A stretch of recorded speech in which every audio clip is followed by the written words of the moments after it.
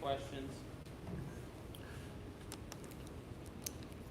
You know, we played 99 plays the other day in the scrimmage. If you look at both sides of the ball, even in the kicking game, you know, it's kind of like we talked about when what kind of players we got on our team. We got guys that they really know what to do, they know how to play, and they know how to execute. It's the same way in the kicking game, same way on offense, defense, and you know, and then we got guys that, and we have very few of those guys, right? I think everybody probably would know who they are. You know, the guys that's had success here in the past. So we've got a few guys like that. We've got a lot of guys that have plenty of ability. They flash at times, but they're inconsistent. And we got to get those guys to play at a higher level in all three phases.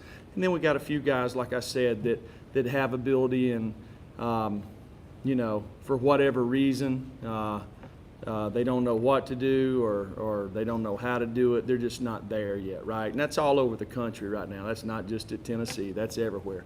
That's the way fall camp goes. You know, and that's why you see teams that have experience tend to have success. You know, so that's kind of where we're at. We've got to work hard this week. We've set some goals offensively, defensively, and in special teams to improve on this week. And we're working hard to do that. So with that, I'll take any questions. Steve, and then Aaron. You had said last week that, you said last week you weren't even close to naming a starting five on the offensive line. This scrimmage, anybody separate themselves, or are you still pretty far away from determining a starting line there? And also, I guess there's a social media post about Jordan Allen and just what his situation is as far as returning. Yeah, well, no, we really don't have any starters anywhere. I think we got a starting quarterback. You know, we've got a few guys that I think have played some really good ball in the spring and the summer and fall camp, and they continue to do that, and they play at a high level. But, you know, there's lots of areas of our football team that, you know, not only do we not have starters, we don't know who the twos are, the threes are, right? So there's lots of competition. It'll change daily.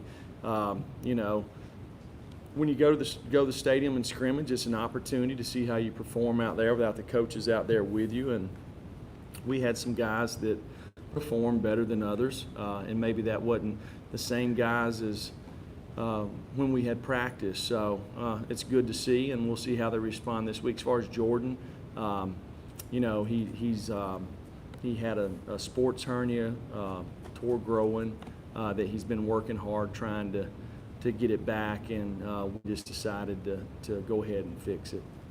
Is he out for the season? No, we'll figure it out. Eric and Blake and Patrick. Coach, you said that you were excited to see Eric Gray get out there against the competition with scrimmage. How did he perform on Sunday? Well, like a lot of young guys, I mean, he has flashes where he does a lot of really good things, but he's got to be more consistent. We've got to hold on to the football. He's a guy that can help us in special teams, possibly help us in a return game. You know, so he just needs to play ball. He didn't get to play in the spring, right? So he's worked hard every single day to improve, and I think he's done that, and he's just got to continue to do that. Blake, Patrick. Jeremy, you mentioned Eric Gray, but what guys are you looking at in the punt return, kick return, and then who's leading the competition for the punting job? Well, we've got lots of guys for punt return. I mean, Marquez Callaway's done it for a couple of years. He's done a nice job. You know, Bryce, Kenny Solomon, Jordan Murphy, Ty Chandler, Eric Gray. So we've got some guys back there that have worked at it. Kind of the same guys back there when it comes to kickoff return. You know, and the punt job, it's wide open. So they'll just continue to kind of share duties, and we'll see as you know, as we get closer to the season. With these two guys, I can see this going this way. They're in the same grade, right? So this is probably a couple of years worth of kind of battling right here, if that makes sense. If I can follow up on that, does one do one thing better maybe than the other? I mean, do those punters excel in different areas? Well, I think last year Joel was probably a little more consistent. He's a year older, even though they're in the same probably, I guess they're both classified as sophomores, but Joe had a red shirt under him. And that's all Joe does is punt. Paxton does kickoffs and does field goals also, so he has a little more on his plate. But I think Paxton's worked really hard to kind of tighten down in the punting part and being more consistent, so that's a good sign. Patrick and Wes. Jeremy, what have you kind of seen from your pass rush throughout preseason, and did any of those guys off the edge, outside linebackers, flash or anything on Sunday during the scrimmage? Well, we've got guys that's got plenty of ability. We've got to learn exactly what to do all the time, and that there's consequences with our actions, So, it's really good if I run underneath the tackle and I sack the quarterback, right? Everybody jumps up, hollers, and screams and all that, right?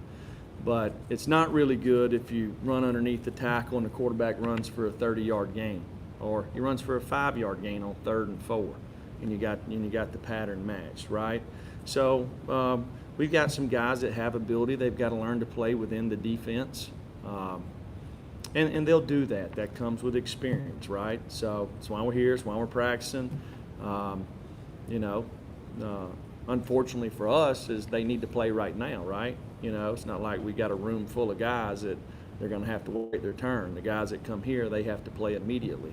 So, and that's why they're here. Wes, then David, and Rob.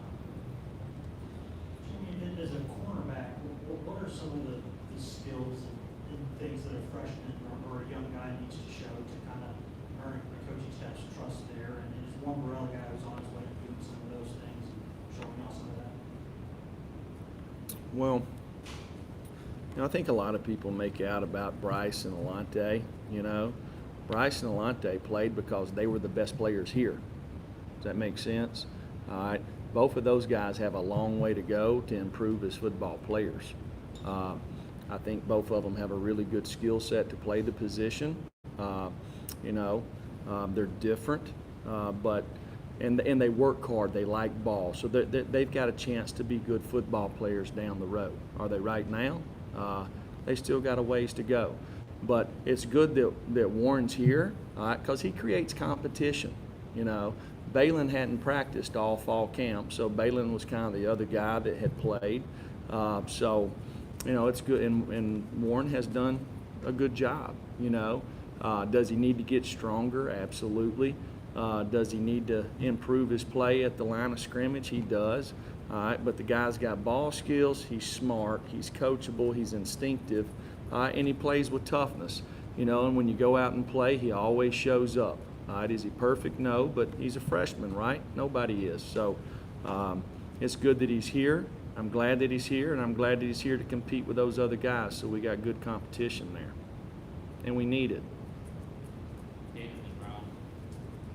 Do you ever watch what were some of your impressions of the play on line scrimmage between the two lines, and which group do you feel like impressed you more on line scrimmage? Are you talking about on offense, defense, or Offensive both? lines versus defensive lines? It's both sides of the ball are just very inconsistent.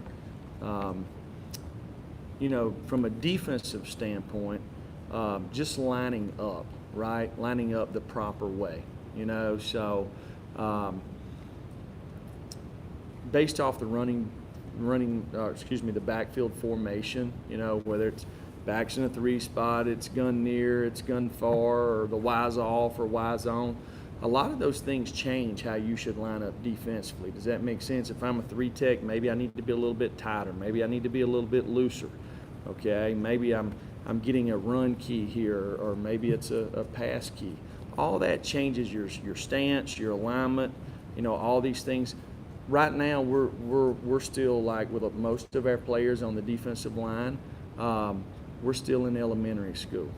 Okay, hopefully this next week we can get to junior high, and the next week we can get like we're in high school, and eventually be on the college level before the season's over with. Does that make sense? Just in knowing those things, to me, I I look at it like this, okay? We all get in the car every day. When y'all leave here, y'all gonna get in the car, okay? And you're gonna drive, whether you're going out Alcoa Highway or is it Kingston? Yeah, out there. So when you get out there, just shut your eyes while you're driving down the road, okay? And see how well you do. Because if you don't know the things that I'm talking about and you're trying to play defensive line, you're basically playing with your eyes shut, okay? So that's not real easy to do. So we've got to do a good job of coaching these guys up, and they've got to understand it and learn it, you know? So, you know, we can sit in a room and we can talk about it, right? And we can show it to them and they get it. They can write it down, they can give you the answers and all that. But when you go out there and the heat index is 105, do they really get it, okay? When it's the 65th minute of practice, do they really get it? When the offense is dadgum sticking it down their throat, do they really get it? I don't know. That's what we're trying to do, is figure out who can and who can't, right? So right now, we got ways to go there, you know. But offensively, you know, I see guys that show promise up front. But, you know, with that position, it takes all 5 guys playing together up front. Though, you know, an offensive line, they've got to play together because it only takes one of them to mess it up, right? One guy messes it up, the other 4 can do it right, makes all 5 of them look bad. Whereas on the defensive line, 3 of them can mess it up, and one of them can really not do what he's supposed to do, but just because he's really good, he goes and makes a play where everybody thinks the defense is pretty good, right? So it's funny how those 2 positions are perceived. Sorry, rambling a little bit. Robin, I'm guessing. Coach Jarrett had a chance. And you didn't write all that down, David. I gave you a good answer. You didn't write all that down. Okay. All right. All right. Good. All right. Coach, after Jarrett, you had a chance to work with Coach James Brady and got me off the start of the football campus. What did you see out of him in the scrimmage under Coach James' offense? You know what? Jarrett's had a really good fall camp. Sunday was not his best day. You know, we changed up the format of the scrimmage a little bit, started with 3rd downs instead of starting with a traditional team kind of move the field. We started it kind of in a 3rd down period. Just because we needed to do that based off the way we wanted to scrimmage. We didn't get off to a fast start there, but we improved as the scrimmage went, you know. So the one thing about quarterback position, Jarrett, he has the ability, okay, to make the guys around him better, and he has to do that every single day. So he's had a really good camp. He just got to make sure that he continues to improve every day. Jesse, and then Mike. Jeremy, you kind of alluded that you guys had set some goals for this week with the second scrimmage, offensively, defensively, especially. You obviously just kind of went into it with David defensively. So offensively, the offensive line, tailbacks, running backs, what are you specifically kind of looking for from some of those groups over the next 3 or 4 days before Saturday? Well, we've got to quit having we've got to eliminate penalties, offensive penalties, pre-snap penalties. Got to do a better job communicating, verbally and non-verbally. You know, we've got to be better on 3rd down, okay? We've got to finish our blocks, okay? We got to finish the play. It's amazing how much hitting yardage is out there after every play on both sides of the ball, you know? And if somebody just strains the last part of the play, you know, it can go from 2nd 2 to 1st and 10, okay? Or it can go from 2nd 2 to 2nd and 7. It's a big difference, right? So we got to finish the last part of the plays, okay? We got to take care of the football. Not that we turn the football over a lot in the scrimmage, okay? But we've got to be a team that takes care of the football, okay? A little bit loose some with the ball, with some of the runners, but we got to make sure that we're sound when it comes to that. Mike.